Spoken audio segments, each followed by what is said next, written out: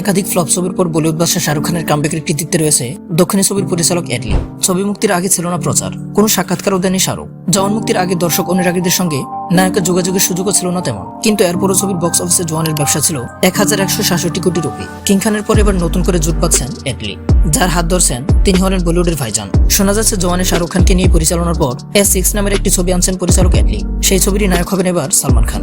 সম্প্রতি এক সাক্ষাৎকারে এই খবরটি জানিয়েছেন অ্যাটলি নিজেই। অ্যাটলি জানিয়েছেন ছবিটি সালমান খানের ভক্তদের জন্য নিঃসন্দেহে ভালো একটি ছবি হতে চলেছে, যার মাধ্যমে সারা বিশ্বকে গর্বিত করবেন সালমান। এই ছবিটির বাজেট 500 কোটি রুপি, কারণ পরিচালক তার এই ছবিতে একটি ভিন্ন এবং অনন্য জগৎ তৈরি করার পরিকল্পনা করছেন। এও শোনা যাচ্ছে অ্যাটলি এই ছবির জন্য রজনীকান্তের সঙ্গেও আলোচনা করেছেন, এবং যদি রজনীকান্তের সম্মতি মিলে তাহলে এটি ভারতীয় সিনেমার সবচেয়ে বড় ছবি হয়ে উঠবে, যেখানে 200 সুপারস্টার ভাইজান এবং থালাইবাকে একসঙ্গে দেখা যাবে। তো এই মুভির জন্য তোমরা কতটা এক্সাইটেড কমেন্ট করে জানাও।